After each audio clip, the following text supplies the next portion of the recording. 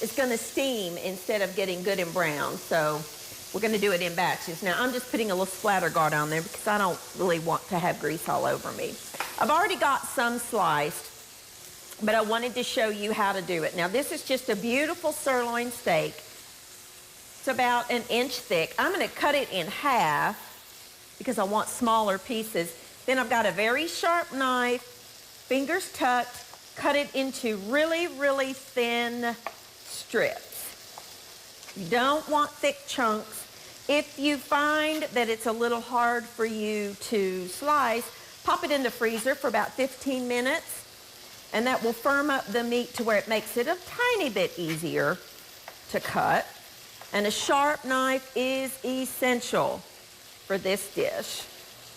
And I'm doing mine, as I always do, on a separate plastic board because I do not put raw meat on my wooden cutting boards. Now, the goal of this is really not to cook it through, but to get a good brown crisp on it. I need to find my tongs. I'm still working out of this kitchen that's not my normal working area, and we're almost done with the new set. These are grilling tongs, a little long, but they're fine. Just gonna flip these over.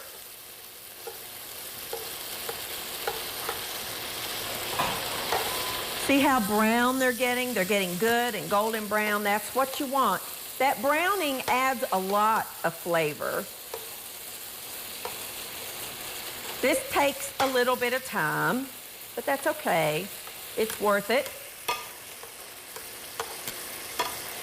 Okay, we're just browning those. I'm going to turn them over and let the other side get some good golden caramelization on them. And actually turn my heat up a little bit now that I've got something in there. Oftentimes, well, not oftentimes, all of the time, your temperature will drop immediately when you put something cold into a hot pan, and it lowers the temperature that you're cooking on. Okay, it doesn't have to all be exactly golden brown, but you do want to cook it through because it's going to go into some other ingredients. So we'll just let that go for a second. In the meantime, you know, a traditional Philly cheesesteak has onions and peppers in it.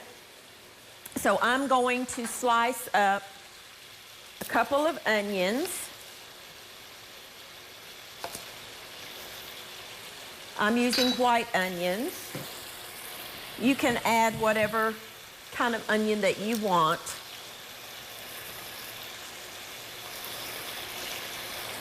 Okay, I've got 2 white onions here.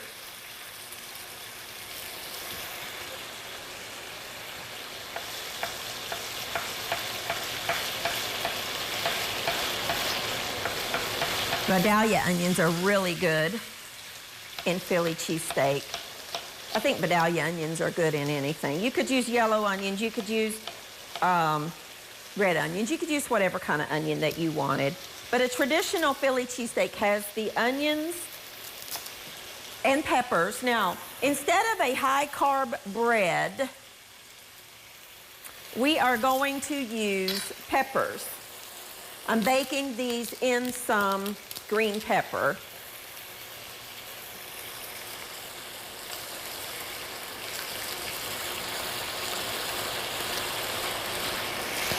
Alrighty, now, just slice it in half and then in little small pieces. Again, a sharp knife is essential. Fingers tucked back. Just gonna set that to the side.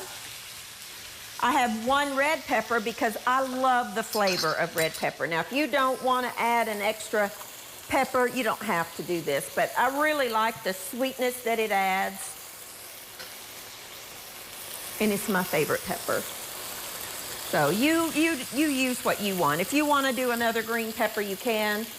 But you could also just leave the extra pepper out. I just really like the flavor.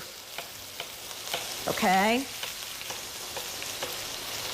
I'm just prepping all my ingredients. I'm gonna get that beef out of there in just a second. Getting my peppers and my onions prepped. Dope. Love them. This is so healthy, and these are all lower carb foods. Onions do have a little bit, but they're not enough to really hurt you.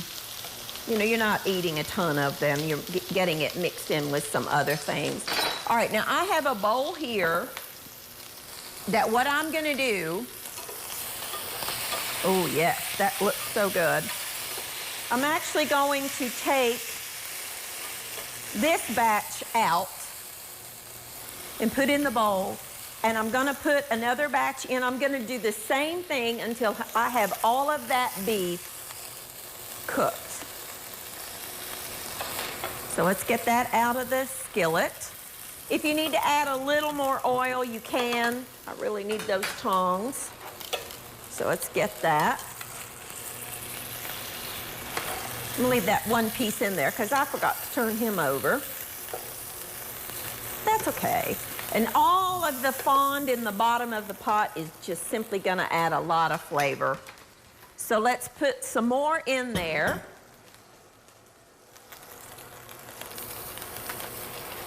Stand back, because it will splatter just a little bit. I probably can get away with 3 batches on mine.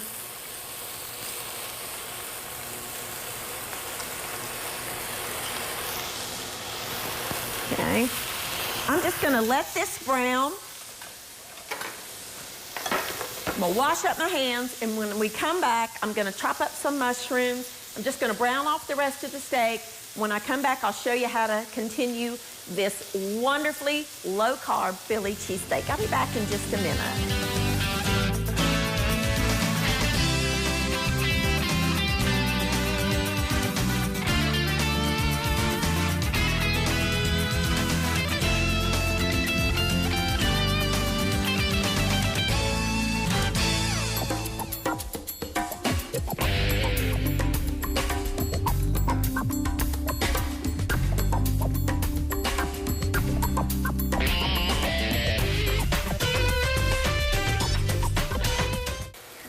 Alrighty, now our steak, I put the final batch in there, and I've got some baby portobello mushrooms, and I want to show you, if you're going to use them right away, you can rinse them. You do not want to use the stems, and they just come right out. All you got to do is just twist it, and it comes right out. These are tough. They're great for stocks or things like that, but not for, you know, to use every day. And then I'm just going to slice these into, you know, a slice is about the same size as the peppers and onions. These cook a lot quicker. My cutting board's running out of room. If you don't like mushrooms, you don't have to put these in there. It's up to you. And you can use white button mushrooms or shiitakes, or these are baby portobellos. Whatever you like is fine. Okay, I'm just chopping these up. We're gonna saute these vegetables. Now you will need your oven preheated to 375 degrees, or, you know, somewhere in that neighborhood. This is not an exact science recipe. So if you're baking something else at 400, it's okay. And you will need 4 green peppers that you've cut in half and stemmed. All right, now I'm not, you know, some of you may be looking at this saying, but you're not cooking that steak all the way through. No, I'm not, because it's gonna bake in the oven. It's not necessary. And again, if you wanna use ribeye, you can. This is sirloin. Either one is fine. Same skillet, add a little more butter. Leave all those drippings and juices down in there. You don't want to lose that. Let's add some butter. A couple more, about a tablespoon or so, and a little more olive oil. And we're going to saute the peppers first. the peppers and onions. And I'm making a mess as usual, but that's okay. The end result is so worth it. I'm not gonna add the mushrooms right yet because they don't take as long to cook. All right, we're just gonna saute those until they are softened, just a couple of minutes. While that's going, we're gonna add a little bit of salt and pepper. Now, you know we've not added any salt or pepper up to this point. This is a ½ teaspoon, so I'm gonna add 2 of those. And then a ½ teaspoon or so of freshly ground pepper and a little bit of paprika for flavor and for color.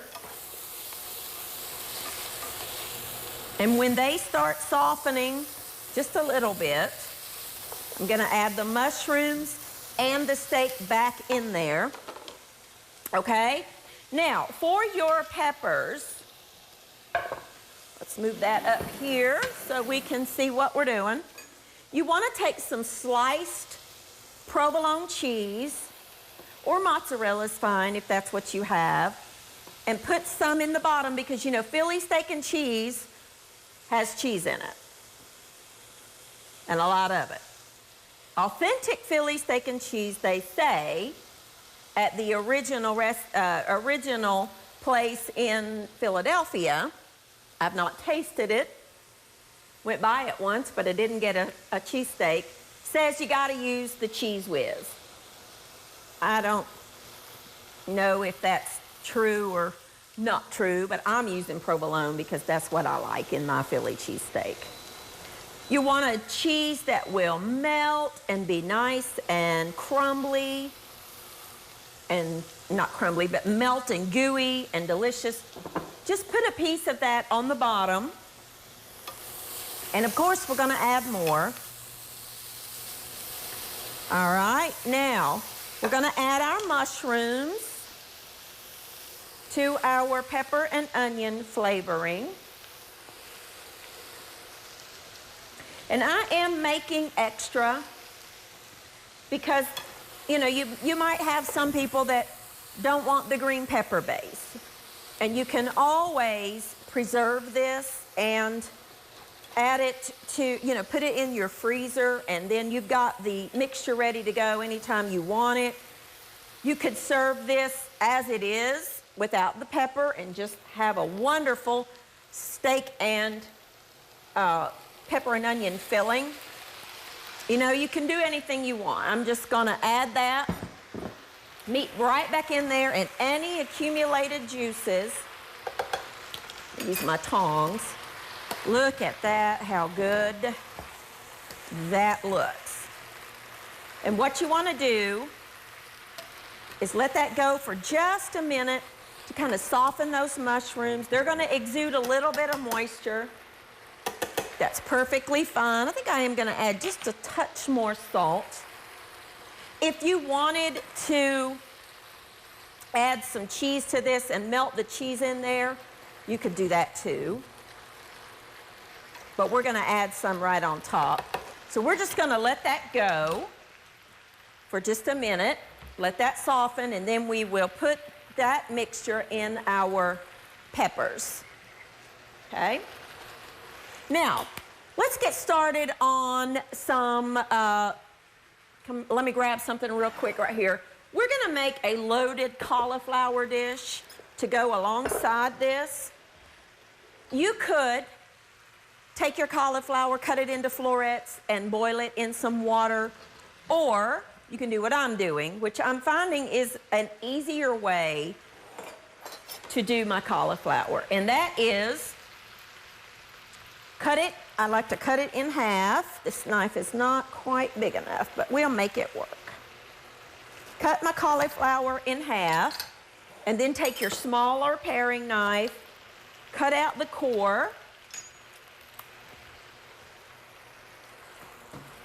and then cut it into florets, which is fine,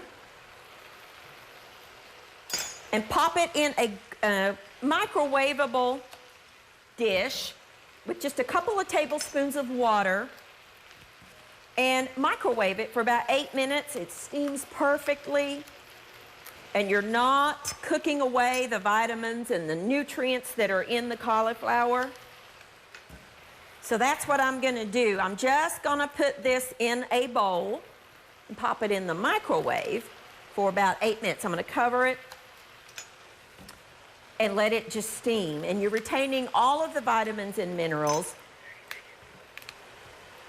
All right, I'm gonna take a quick break. All I'm gonna do is take this mixture and put it in our peppers, put another piece of cheese over top of it, and then pop that in the oven and let that bake while we finish up our cauliflower and our zucchini.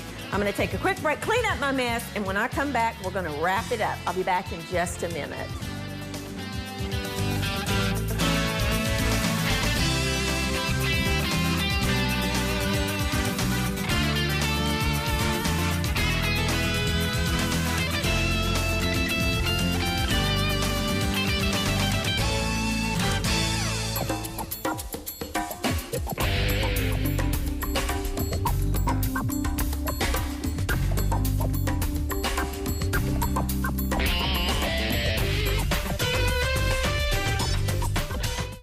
Alrighty, now all I did was put the meat mixture in the peppers, cheese over top of that, and popped them in the oven. And we are gonna get started on our zucchini. Now what I have, and for this recipe I really do like a smaller zucchini. Just take them, cut them in half again, and then cut them into spears. That is just an easier way to do it. And of course, these are washed. Zucchini is one of my favorites. I love. You know, really and truly though, honestly, I love all vegetables. I'm a big veggie eater. Always have. Well, not always. When I was little, I was like every other kid out there. I thought vegetables were nasty. But once I hit about 16, oh, loved it. Now, for this recipe, you're gonna need a lined baking sheet.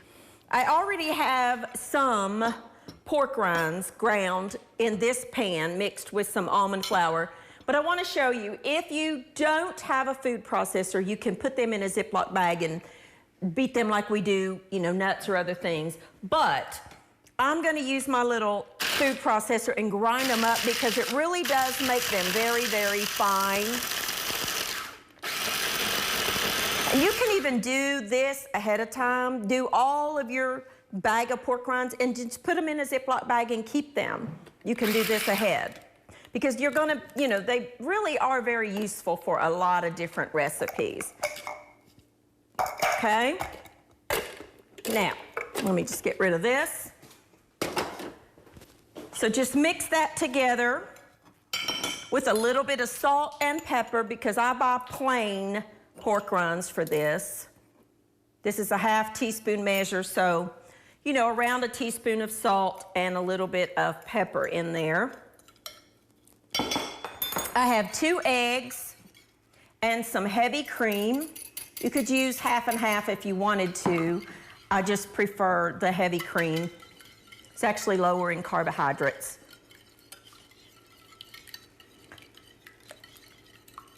You could also use water. I find the cream helps the zucchini to stick. So let's get a breading station set up here. So I've got my zucchini, I've got my egg mixture, and my pork rinds mixed with almond flour. If you don't have any almond flour, it's okay. You can just use pork rinds with no flour in there. It works, it's fine. Now, take a zucchini, dip it in the egg mixture. That heavy cream really helps this to adhere. Roll it in your pork rinds and put it on a baking sheet, 400-degree oven, and you will have a wonderful, delicious, crispy zucchini fry. You know, if you're eating low carbohydrates, you don't want to be eating a lot of potatoes. Potatoes, although they're good and they have a lot of vitamins and minerals in them. They are very high in carbohydrates. So if you are eating a low-carb diet, you know, you just have to find other ways to have the familiar flavors that you like. Now, does this taste like a French fry? No. But does it give you that crisp texture and that wonderful crunch that a lot of the melt in your mouth flavor of a potato? Yes, it does. And that's what we're trying to do, is just mimic the texture and that goodness. And you've got something you can pick up and eat. I'm just gonna keep coating all of my zucchini and get it on this sheet pan, drizzle it with a little bit of olive oil, and get it in the oven at 400 degrees for about 15 minutes or so. I'll be right back. I'm just gonna keep breading these and then get them in the oven. I'll be back in just a minute.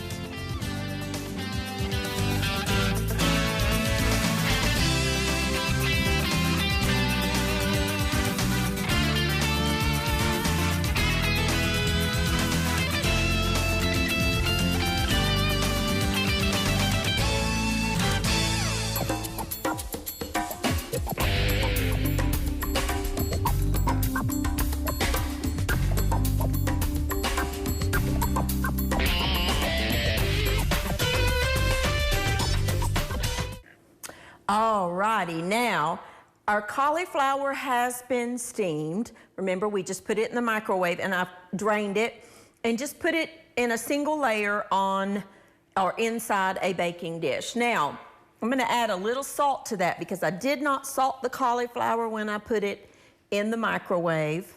You could also boil it on the stove if you wanted to. Either one, just drain it, make sure it's good and drained. Now, this is going to be a loaded cauliflower because we don't eat potatoes when we're eating low carb. I have in here half a block of cream cheese, some sour cream, and some heavy cream, just to kind of thin it out just a little bit. I'm gonna mix this together. Start out slow so you don't splatter yourself. Just want to whip that until it's just combined. Okay.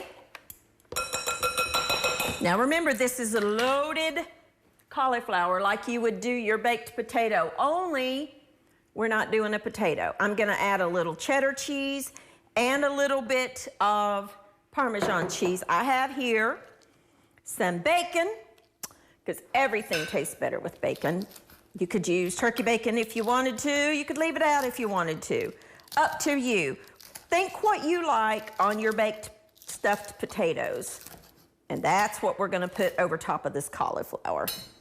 Hey, bacon happens to be one of my favorite ingredients, as you know. And then some green onions. I don't think I need all those, probably 4, 2, 3 is probably plenty. Slice these thin. Okay. Stir that, combine that.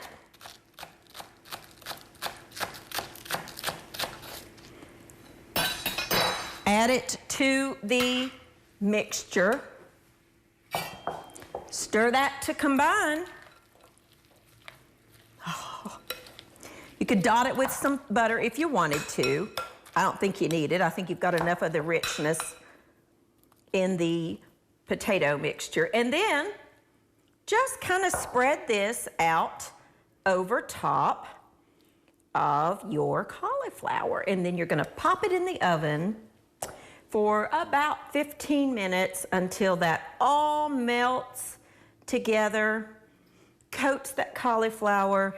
And this is a creamy, delicious way, instead of a loaded baked potato that's full of carbs. Remember, we're cooking low carb today.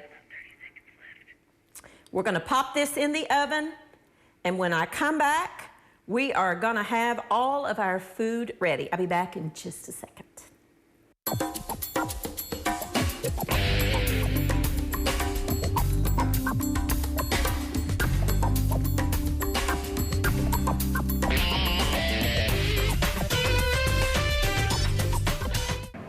All right. righty, now everything is done.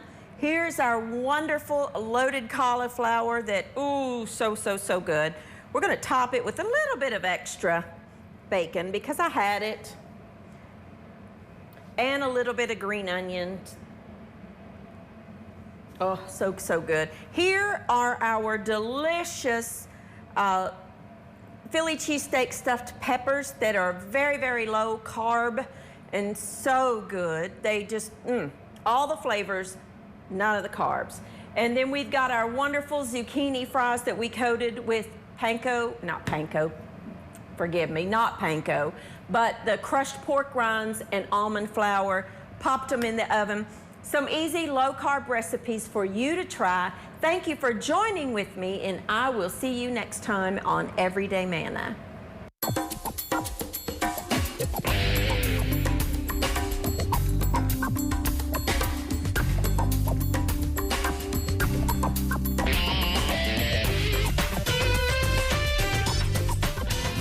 Thank you for watching Everyday Manna with Lisa. This program is made possible by viewers like you. Your support is continually needed to keep Christian programming on the air. Please.